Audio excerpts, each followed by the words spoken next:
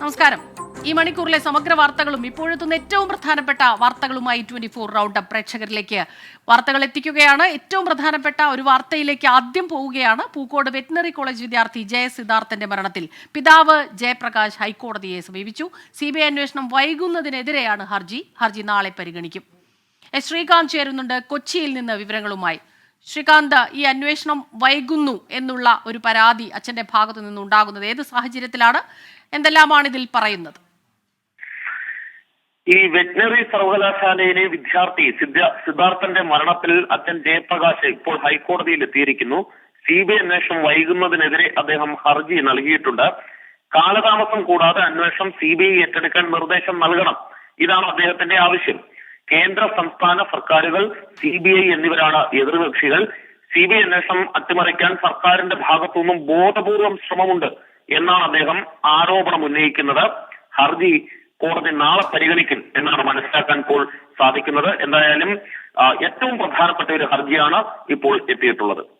ശരി, കേസിൽ CBI അന്വേഷണം വൈകുന്നു, അതിനെതിരെയാണ് സിദ്ധാർത്ഥന്റെ പിതാവ് ജയപ്രകാശ് ഹർജി നൽകിയിട്ടുള്ളത്. ഈ ഹർജി നാളെയാണ് പരിഗണിക്കുക. ശ്രീകാന്താണ് കൊച്ചിയിൽ നിന്ന് വിവരങ്ങളുമായി നമുക്കൊപ്പം ചേർന്നത്. കർണാടക വിജയപുരയിൽ കുഴൽക്കിണറിൽ വീണ 1.5 വയസ്സുകാരനെ രക്ഷപ്പെടുത്തി 20 മണിക്കൂർ നേരം നീണ്ടുനിന്ന രക്ഷാപ്രവർത്തനത്തിനൊടുവിലാണ് കുഞ്ഞിനെ പുറത്തെത്തിച്ചത്.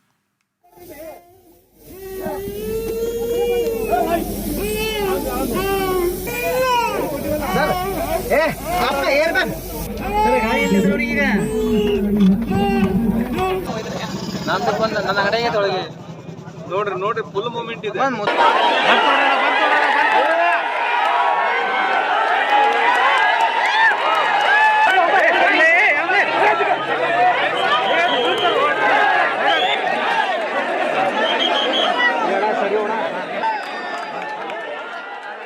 മനേഷ് മൂർത്തി ചേരുന്നുണ്ട് ചെന്നൈയിൽ നിന്ന് വിവരങ്ങളുമായി. മനേഷ്, കുഞ്ഞിന്റെ കരച്ചിൽ കേൾക്കുമ്പോൾ മണിക്കൂറുകൾ നീണ്ടു നിന്ന ആശങ്ക, അതിനാണ് പരിഹാരമായത്. പക്ഷെ നമുക്കറിയാം, കുഞ്ഞ് അത്രയും മണിക്കൂറുകൾ അവിടെ കിടന്നിരുന്നു എന്നുള്ളത് വല്ലാതെ വേദനിപ്പിക്കുന്നുണ്ട്. കൂടുതൽ വിവരങ്ങൾ എന്തെല്ലാമാണ്? ഇത്തരം പ്രശ്നങ്ങൾ ഇനിയും ഉണ്ടാകാതിരിക്കാൻ എന്ത് ചെയ്യാം എന്നുള്ള കാര്യത്തിലൊന്നും ഇപ്പോഴും ചർച്ചകളില്ലേ അവിടെ?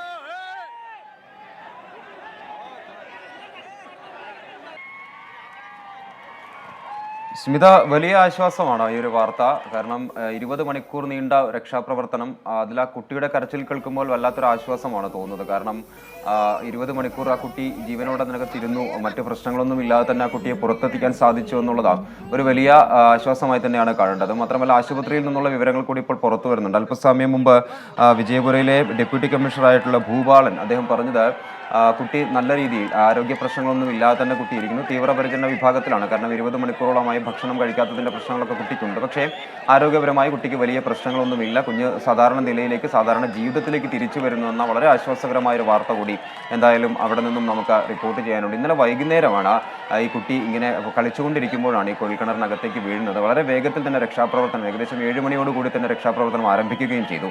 സമാന്തരമായി കുഴിയെടുത്തുകൊണ്ട് ഏകദേശം 16 അടിയോളം താഴ്ചയിലായിരുന്നു കുട്ടി ഉണ്ടായിരുന്നത്. അത് ക്യാമറകളൊക്കെ ഘടിപ്പിച്ച്, ക്യാമറകൾ ഉപയോഗിച്ച് കുട്ടിയെ നിരീക്ഷിച്ചുകൊണ്ട് ആ 16 അടിയിൽ തന്നെ കുട്ടിയെ ലോക്ക് ചെയ്തുകൊണ്ടൊക്കെയാണ് എന്തായാലും കൃത്യമായ അർത്ഥത്തിലുള്ള രക്ഷാപ്രവർത്തനം നടത്തിയത്. പക്ഷേ ഈ മണിക്കൂറുകൾ വൈകും തോറും കുട്ടിയുടെ ആരോഗ്യത്തിൻ്റെ കാര്യത്തിലൊക്കെ വലിയ ആശങ്കയുണ്ടായിരുന്നു. പക്ഷേ എന്തായാലും ഉച്ചയോടുകൂടി ഏകദേശം 20 മണിക്കൂറുകൾക്ക് ശേഷം ആ കുട്ടി രക്ഷപ്പെടുന്നു. നേരെ ആശുപത്രിയിലേക്ക് കൊണ്ടുപോവുകയും ചെയ്തു. ആശുപത്രിയിൽ നിന്നുള്ള വിവരങ്ങൾ കൂടി ഇപ്പോൾ പുറത്തു വരുന്നുണ്ട്. എന്തായാലും കുട്ടി ആരോഗ്യവാനായിരിക്കുന്നു, മറ്റു പ്രശ്നങ്ങളില്ല. ഭക്ഷണം കഴിക്കാത്തതിൻ്റെ ബുദ്ധിമുട്ടുകളുണ്ട്, പക്ഷേ മറ്റു രീതിയിലുള്ള പ്രശ്നങ്ങളൊന്നും തന്നെ കുട്ടിക്ക് ഇല്ല. സാധാരണ നിലയിലേക്ക് തിരിച്ചു വരുന്നു എന്ന് തന്നെയാണ് എന്തായാലും പോലീസും അറിയിക്കുന്നത്. സ്മിത. ശരി, മനേഷ് മൂർത്തിയാണ് വിവരങ്ങൾ നൽകിക്കൊണ്ടിരിക്കുന്നത്. മണിക്കൂറുകൾ നീണ്ടു നിന്ന തീവ്ര പരിശ്രമത്തിനൊടുവിൽ ഒരു നാട് ഒന്നിച്ച് അവർക്കൊപ്പം നിന്നു എന്നുള്ളതാണ്. ഈ മണിക്കൂറുകൾ അത്രയും ശ്വാസമടക്കി പിടിച്ച് ആ ദൃശ്യങ്ങൾ നമുക്കൊന്നുകൂടി കാണാം.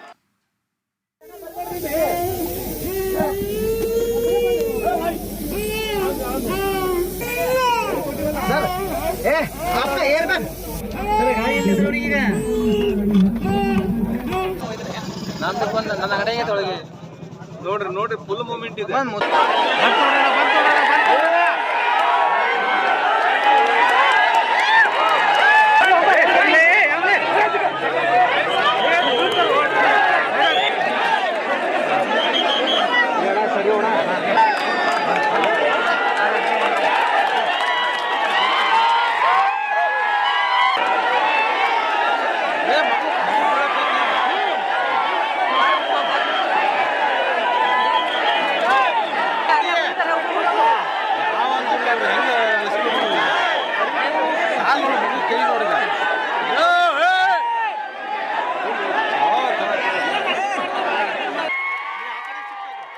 വലിയ ആശ്വാസമുണ്ട് ഈ വാർത്ത കാണുമ്പോൾ, ഈ ദൃശ്യങ്ങൾ കാണുമ്പോൾ. കർണാടക വിജയപുരയിലാണ് കുഴൽക്കിണറിൽ വീണ 1.5 വയസ്സുകാരനെ രക്ഷപ്പെടുത്തിയത്.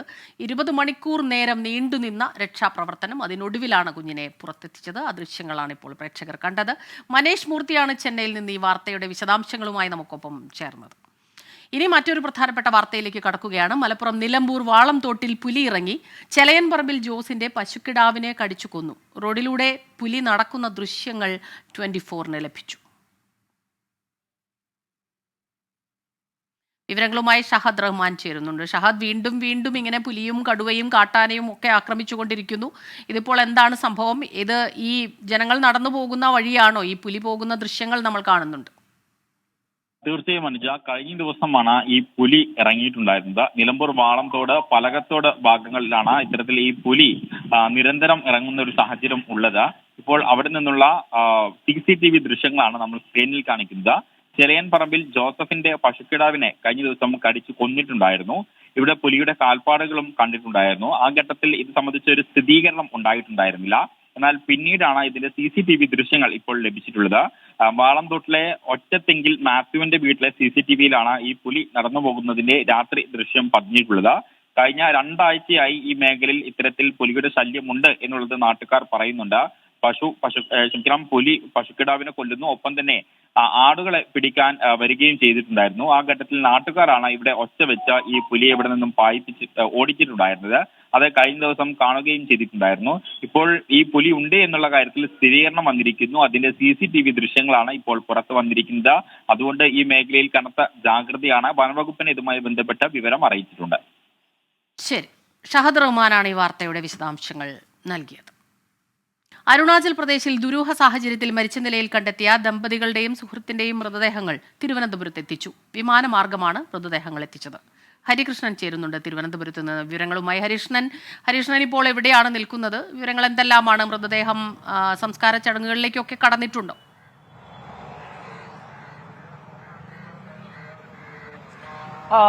സ്മിത, ഈ അല്പസമയം, അതായത് ഇന്ന് ഉച്ചയോട് കൂടിയാണ് ഈ മൂവരുടെയും ഈ അരുണാചൽ പ്രദേശിൽ ദുരൂഹമായി സാഹചര്യത്തിൽ മരിച്ച നിലയിൽ കണ്ടെത്തിയ ഈ 3 മലയാളികളെയും നാട്ടിലേക്ക് എത്തിച്ചത്, കേരളത്തിലേക്ക് എത്തിച്ചത്.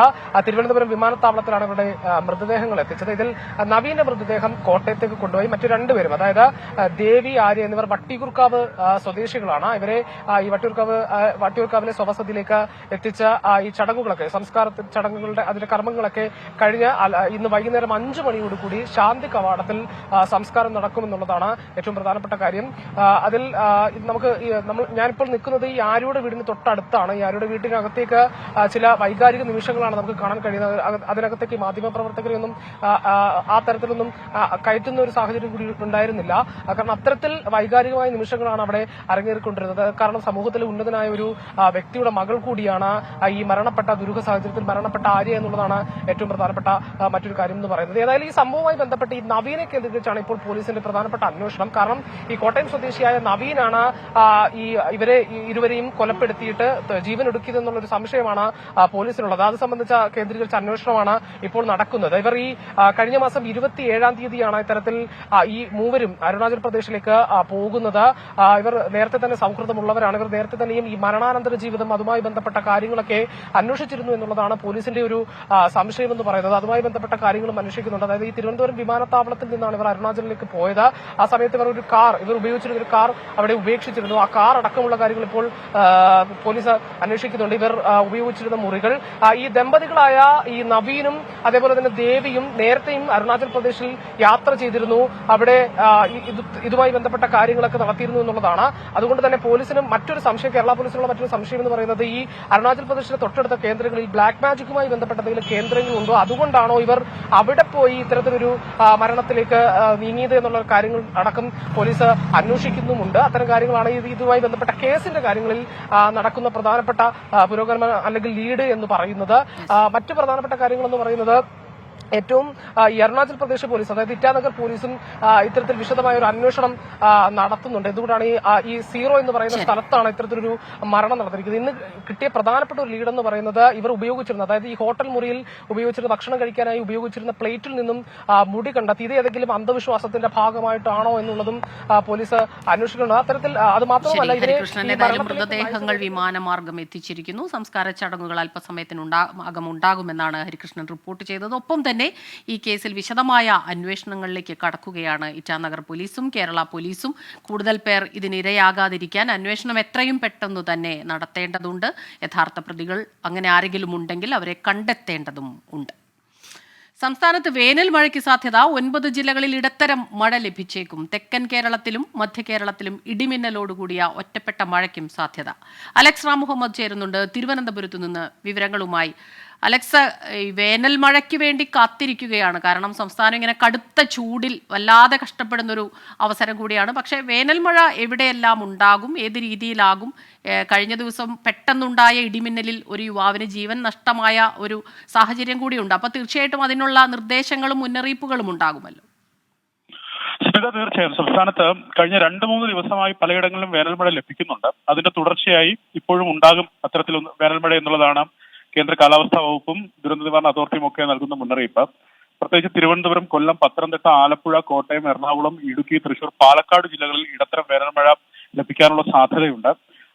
അലേർട്ടുകൾ, അതായത് യെല്ലോ അലേർട്ടോ അല്ലെങ്കിൽ ഓറഞ്ച് അലേർട്ടോ ഒന്നും എവിടെയും പ്രഖ്യാപിച്ചിട്ടില്ല. പക്ഷേ ഇടത്തരം മഴ ലഭിക്കാനുള്ള സാധ്യത പലയിടത്തും ഉണ്ട്. പ്രത്യേകിച്ച് തെക്കൻ കേരളത്തിലും മധ്യ കേരളത്തിലും ഉച്ചയ്ക്ക് ശേഷവും വൈകുന്നേരവും അല്ലെങ്കിൽ രാത്രിയും ഒക്കെ ഇടിമിന്നലോടുകൂടി ഒറ്റപ്പെട്ട ശക്തമായ വേനൽമഴ പലയിടങ്ങളിൽ ലഭിക്കാനുള്ള സാധ്യത ഈ ഘട്ടത്തിൽ നിലനിൽക്കുന്നുണ്ട്. ഈ ഇടിമിന്നലുള്ള സാധ്യതയുള്ളതിനാൽ പൊതുജനങ്ങൾ ഇടിമിന്നൽ ജാഗ്രതാ മുന്നറിയിപ്പുകൾ, അത് ദുരന്ത നിവാരണ അതോറിറ്റി പുറപ്പെടുവിച്ചിട്ടുള്ള മുന്നറിയിപ്പ് നിർദ്ദേശങ്ങളുണ്ട്. ആ നിർദ്ദേശങ്ങൾ പാലിക്കണം എന്നുള്ളതാണ് പ്രധാനമായി പറയാനുള്ളത്. മറ്റു ചില കാലാവസ്ഥാ മുന്നറിയിപ്പുകൾ കൂടി നൽകുന്നുണ്ട്. നേരത്തെ സൂചിപ്പിച്ചതുപോലെ സംസ്ഥാനം ചുട്ടുപൊള്ളുകയാണ്. അത്തരത്തിൽ ഉയർന്ന താപനില മുന്നറിയിപ്പ് വിവിധ ജില്ലകൾക്ക് നൽകിയിട്ടുണ്ട്. അത് തിങ്കളാഴ്ച വരെ 12 ജില്ലകളിൽ താപനില ഉയർന്നു തന്നെ തുടരും എന്നുള്ളതാണ് കേന്ദ്ര കാലാവസ്ഥാ വകുപ്പ് അറിയിക്കുന്നത്. കൊല്ലം, പാലക്കാട് ജില്ലകളിൽ ഉയർന്ന താപനില 39 ഡിഗ്രി സെൽഷ്യസ് വരെയും, തൃശൂർ, കോഴിക്കോട് ജില്ലകളിൽ ഉയർന്ന താപനില 38 ഡിഗ്രി സെൽഷ്യസ് വരെയും, പത്തനംതിട്ട, കോട്ടയം, കണ്ണൂർ ജില്ലകളിൽ 37 ഡിഗ്രി സെൽഷ്യസ് വരെയും, തിരുവനന്തപുരം, ആലപ്പുഴ, എറണാകുളം, മലപ്പുറം, കാസർഗോഡ് ജില്ലകളിൽ. ശരി അലക്സ്, സംസ്ഥാനത്ത് ഉയർന്ന ചൂട്, താപനില തുടരുകയാണ്. അതിനിടയിൽ 9 ജില്ലകളിൽ മഴ ലഭിച്ചേക്കുമെന്ന കാലാവസ്ഥാ നിരീക്ഷണ കേന്ദ്രത്തിന്റെ മുന്നറിയിപ്പുമുണ്ട്. അലക്സ് റാം മുഹമ്മദ് വിവരങ്ങളുമായി ചേരുകയായിരുന്നു. കൂടുതൽ വാർത്തകളിലേക്ക് നമുക്ക് കടക്കാം ഒരിടവേളയ്ക്ക് ശേഷം. വളരെ പ്രധാനപ്പെട്ട ഒരു വാർത്തയിലേക്ക്. ഇടുക്കിയിൽ കഴുത്തിന് ഗുരുതര പരുക്കേറ്റ നിലയിൽ ആശുപത്രിയിൽ എത്തിച്ച യുവാവ് മരിച്ചു. പണിക്കൻകുടി സ്വദേശി ആദർശാണ് മരിച്ചത്. രാഹുൽ വിജയൻ ചേരുന്നുണ്ട് ഇടുക്കിയിൽ നിന്ന് വിവരങ്ങളുമായി. രാഹുൽ, ആ യുവാവ് മരിച്ചു. ഇന്ന് രാവിലെയാണ് ഈ ആദർശിനെ വീട്ടിലെ മുറിക്കുള്ളിൽ കഴുത്ത് മുറിഞ്ഞ നിലയിൽ, അതായത് ആ കഴുത്തിന്റെ ഞരമ്പ് മുറിഞ്ഞ നിലയിൽ കാണപ്പെടുന്നത് മാതാപിതാക്കളാണ് കാണുകയും ചെയ്തത്. ഉടൻ തന്നെ നാട്ടുകാർ ഉൾപ്പെടെ ഓടിയെത്തുകയും ആദർശിനെ ആശുപത്രിയിലേക്ക് കൊണ്ടുപോവുകയും ചെയ്തു. പക്ഷേ ആശുപത്രിയിൽ എത്തിയപ്പോഴേക്കും ജീവൻ നഷ്ടപ്പെട്ടു എന്നുള്ളതാണ് ഏറ്റവും ദുഃഖകരമായ കാര്യം. എന്താണ് ഇത്തരമൊരു സാഹചര്യത്തിന് കാരണം, എങ്ങനെയാണ് ഈ മുറിവ് ഉണ്ടായത് എന്ന കാര്യത്തിൽ പോലീസ് അന്വേഷണം നടത്തുകയാണ്. കൃത്യമായ ഉത്തരം ലഭിച്ചിട്ടില്ല എന്നുള്ളതാണ് നമുക്കറിയാൻ കഴിയുന്നത്. ആത്മഹത്യ ആകാനാണ് സാധ്യത എന്നുള്ളൊരു പ്രാഥമിക നിഗമനമുണ്ട്. പക്ഷേ അതിൽ കൂടുതൽ വ്യക്തത വരാനുമുണ്ട്. ശരി. കഴുത്തിന് പരുക്കേറ്റ് ഗുരുതരമായ പരുക്കേറ്റ നിലയിൽ ഇന്ന് വീട്ടിൽ കണ്ടെത്തിയ ആദർശിനെ ആശുപത്രിയിൽ പ്രവേശിപ്പിച്ചതാണ്. പക്ഷേ ആ യുവാവ് മരിച്ചു എന്ന വാർത്തയാണ് ഇപ്പോൾ വരുന്നത്. പണിക്കൻകുടി സ്വദേശി ആദർശാണ് മരിച്ചത്. രാഹുൽ വിജയൻ വിവരങ്ങൾ നൽകുകയായിരുന്നു. ഇനി ലോക്സഭാ തെരഞ്ഞെടുപ്പ് വിശേഷങ്ങളിലേക്ക്. ICL FinCorp 24 ഇലക്ഷൻ സമർപ്പിക്കുന്നത് ICL FinCorp, the intelligent choice. Powered by Asset, responsibly yours. In association with Durashine Roof and Wall Sheets, ഒരു ടാറ്റ ബ്ലൂസ്കോപ്പ് സ്റ്റീൽ ഉൽപ്പന്നം.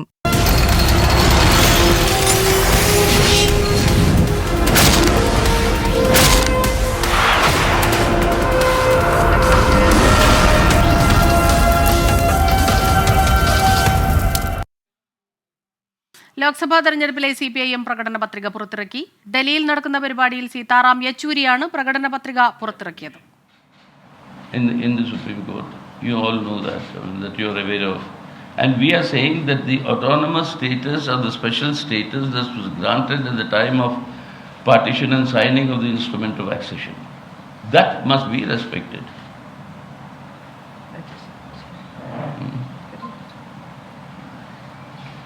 What is the new in this manifesto comparing to the new range is the policy direction.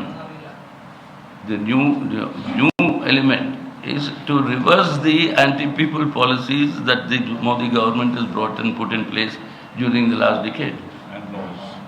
All the new laws. And particularly the rights of democratic rights and civil liberties of the people. And the laws that they പെട്രോളിയത്തിന്റെ തീരുവകൾ കുറയ്ക്കും, വിലക്കയറ്റം നിയന്ത്രിക്കാൻ നടപടി, ഭരണഘടന അനുശാസിക്കുന്ന മതേതര തത്വവും ജനാധിപത്യ അവകാശങ്ങളും സംരക്ഷിക്കും തുടങ്ങിയവയാണ് പ്രകടന പത്രികയിലെ വാഗ്ദാനങ്ങൾ. ഇനി മറ്റൊരു പ്രധാനപ്പെട്ട വാർത്തയിലേക്ക്. പതാക വിവാദത്തിൽ മുഖ്യമന്ത്രിക്ക് മറുപടിയുമായി മുസ്ലിം ലീഗ്. UDF മത്സരിക്കുന്നത് ദേശീയ പതാക നിലനിർത്താനാണെന്ന് മുസ്ലിം ലീഗ് ജനറൽ സെക്രട്ടറി PMA സലാം. കമ്മ്യൂണിസ്റ്റ് പാർട്ടി മത്സരിക്കുന്നത് ദേശീയ പദവി നിലനിർത്താനാണ്. കോൺഗ്രസിനെ തോൽപ്പിക്കുകയാണ് പിണറായി വിജയന്റെയും BJPയുടെയും ലക്ഷ്യമെന്നും PMA സലാം. ഫേസ്ബുക്ക് പോസ്റ്റിലൂടെയായിരുന്നു PMA സലാമിന്റെ മറുപടി. സമീർ ബിൻ കരീം ചേരുന്നുണ്ട് മലപ്പുറത്തു നിന്ന് വിവരങ്ങളുമായി. സമീർ, ഇന്നലെ നമ്മൾ കണ്ടതാണ്, കൊടി അവിടെ ഉണ്ടായില്ല, അതിനെ തുടർന്നുണ്ടായ വിവാദങ്ങൾ, മുഖ്യമന്ത്രിയുടെ പരാമർശം, വിമർശനം ഒക്കെ തന്നെ. PMA സലാമിന്റെ മറുപടിയിൽ എന്തെല്ലാം കാര്യങ്ങൾ പറയുന്നു? സ്മിത, കഴിഞ്ഞ ദിവസമാണ് ഈ വയനാട് പ്രചാരണവുമായി ബന്ധപ്പെട്ട് ഈ കൊടി വിവാദം ആരംഭിക്കുന്നത്. ഈ തിരഞ്ഞെടുപ്പ് റാലിയിൽ മുസ്ലിം ലീഗിന്റെ പതാക പങ്കെടുപ്പിക്കാൻ അല്ലെങ്കിൽ പതാക ഉയർത്താൻ അല്ലെങ്കിൽ പതാകയുടെ സാന്നിധ്യം വേണ്ട എന്നുള്ളതായിരുന്നു നിലപാട്. ഇതേ തുടർന്നുള്ള പ്രതിഷേധമാണ് അല്ലെങ്കിൽ CPM അത് പ്രചാരണ ആയുധമാക്കി മാറ്റിയത്. ഇതിലാണ് ഇപ്പോൾ നിലവിൽ മുസ്ലിം ലീഗ് ഇപ്പോൾ പ്രതികരണമായി എത്തിയിരിക്കുന്നത്. PMA സലാം പറയുന്നത് UDF മത്സരിക്കുന്നത് ദേശീയ പതാക നിലനിർത്താൻ വേണ്ടിയാണ് എന്നുള്ളതാണ് PMA സലാം പറയുന്നത്.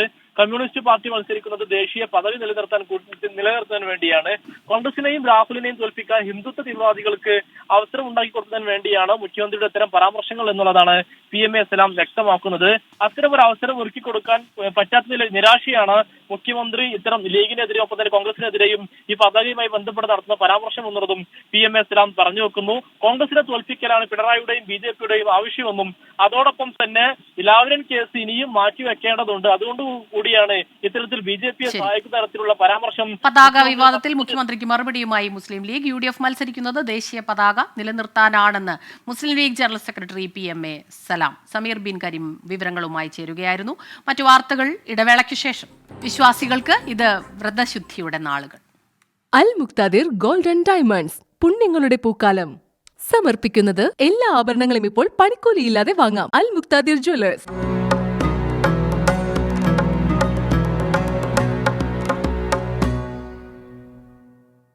ഇന്നത്തെ നോമ്പുതുറ സമയം.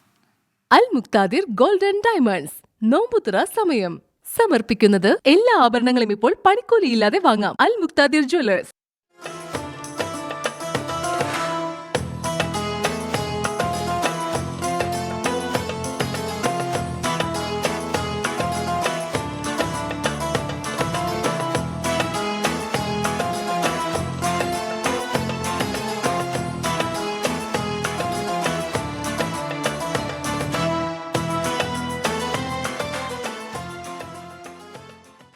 മറ്റൊരു പ്രധാനപ്പെട്ട റിപ്പോർട്ടിലേക്ക് കൂടി പോവുകയാണ്. സംസ്ഥാനത്ത് സർക്കാർ ആശുപത്രികളിലെ ഹൃദയ ശസ്ത്രക്രിയകൾ പ്രതിസന്ധിയിലേക്ക്. ആശുപത്രിയിലേക്കുള്ള ശസ്ത്രക്രിയ ഉപകരണങ്ങളുടെ വിതരണം കമ്പനികൾ നിർത്തിയതാണ് പ്രതിസന്ധിക്ക് കാരണം.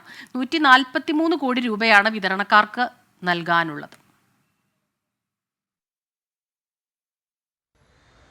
ആൻജിയോപ്ലാസ്റ്റി ശസ്ത്രക്രിയക്കുള്ള ഉപകരണങ്ങൾ വാങ്ങിയ വകയിലാണ് 143 കോടി രൂപയുടെ കുടിശ്ശിക.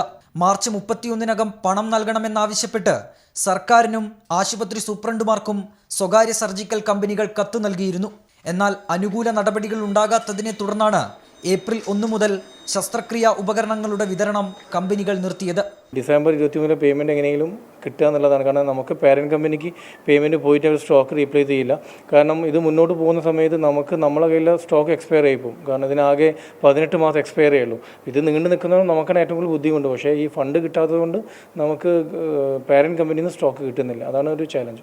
ഒരാഴ്ചത്തെ ശസ്ത്രക്രിയക്കാവശ്യമായ ഉപകരണങ്ങൾ മാത്രമാണ് നിലവിൽ പല ആശുപത്രികളിലുമുള്ളത്. സെൻസ്, കത്തീറ്റർ വയർ, ബലൂൺ തുടങ്ങിയ ഉപകരണങ്ങൾ തീരുന്നതോടെ ഹൃദയ ശസ്ത്രക്രിയകൾ പൂർണ്ണമായും നിലയ്ക്കും. ആരോഗ്യ ഇൻഷുറൻസ് ചികിത്സാ സഹായ പദ്ധതികളിൽ നിന്നുള്ള ഫണ്ട് ആശുപത്രികൾക്ക് സർക്കാർ ലഭ്യമാക്കിയാൽ മാത്രമേ പ്രശ്നപരിഹാരം സാധ്യമാകൂ. എന്നാൽ കടുത്ത സാമ്പത്തിക പ്രതിസന്ധിയാണ് ഇതിന് തിരിച്ചടിയാകുന്നത്. 24 കോഴിക്കോട്. ഇപ്പോൾ വരുന്ന ഒരു പ്രധാനപ്പെട്ട വാർത്തയിലേക്കാണ്. കോഴിക്കോട് ബാലവിവാഹം നടന്നു എന്ന് കണ്ടെത്തൽ. 15 വയസ്സുള്ള പെൺകുട്ടിയെ ജുവനൈൽ ഹോമിലേക്ക് മാറ്റി. കുട്ടിയുടെ മൊഴിയുടെ അടിസ്ഥാനത്തിൽ എലത്തൂർ പോലീസ് FIR രജിസ്റ്റർ ചെയ്തു. രാഹുൽ സുരേഷ് ചേരുന്നുണ്ട് കോഴിക്കോട് നിന്ന് വിവരങ്ങളുമായി. രാഹുൽ, ഞെട്ടിക്കുന്ന വിവരമാണ്. 15 വയസ്സുള്ള പെൺകുട്ടിയെ വിവാഹം കഴിപ്പിച്ചു എന്നാണോ? സ്മിത, കോഴിക്കോട് വെസ്റ്റ് ഹില്ലിലാണ് ഈ യുവാവും ഈ പെൺകുട്ടിയും ഒന്നിച്ച് താമസിച്ചിരുന്നത്. ചൊവ്വാഴ്ചയാണ് ബാലവിവാഹം നടന്നതായുള്ള വിവരം എലത്തൂർ പോലീസിന് ലഭിക്കുന്നത്. തുടർന്ന് നടത്തിയ അന്വേഷണത്തിൽ ഈ പെൺകുട്ടിയെ സുരക്ഷിത സ്ഥാനത്തേക്ക് മാറ്റുകയും തുടർന്ന് വിശദമായ അന്വേഷണം നടത്തുകയുമായിരുന്നു. ഇന്ന് വിശദമായ മൊഴി പെൺകുട്ടിയുടെ ഭാഗത്തു നിന്നും രേഖപ്പെടുത്തി. ഇതിന്റെ അടിസ്ഥാനത്തിലാണ് FIR പ്രകാരം കേസന്വേഷണം ആരംഭിച്ചിട്ടുള്ളത്. എലത്തൂർ പോലീസാണ് കുട്ടിയുടെ മൊഴി രേഖപ്പെടുത്തിയ ശേഷം FIR രജിസ്റ്റർ ചെയ്തിട്ടുള്ളത്. എന്നാണ് വിവാഹം നടന്നതെന്നോ എവിടെ വെച്ചാണോ വിവാഹം നടന്നതെന്നോ സംബന്ധിച്ച ഒരു വ്യക്തമായ വിവരത്തിലേക്ക് എത്തിയിട്ടില്ല. ഇതിൽ വിശദമായ അന്വേഷണം വേണമെന്നാണ് പറയുന്നത്. ബാലവിവാഹം നടന്നു എന്ന കാര്യം പോലീസ് സ്ഥിരീകരിക്കുന്നുണ്ട്. പക്ഷെ അതിൽ കൂടുതൽ വ്യക്തത വരേണ്ടിയിരിക്കുന്നു. മതപരമായ ചടങ്ങുകളാണ് നടന്നതെന്നും പോലീസ് ഈ ഘട്ടത്തിൽ പറയുന്നുണ്ട്. എന്തായാലും വിശദമായ അന്വേഷണം എലത്തൂർ പോലീസിന്റെ നേതൃത്വത്തിൽ പുരോഗമിക്കുകയാണ്. സ്മിത, ശരി. രാഹുൽ സുരേഷാണ് കോഴിക്കോട് നിന്ന് വിവരങ്ങളുമായി നമുക്കൊപ്പം ചേർന്നത്.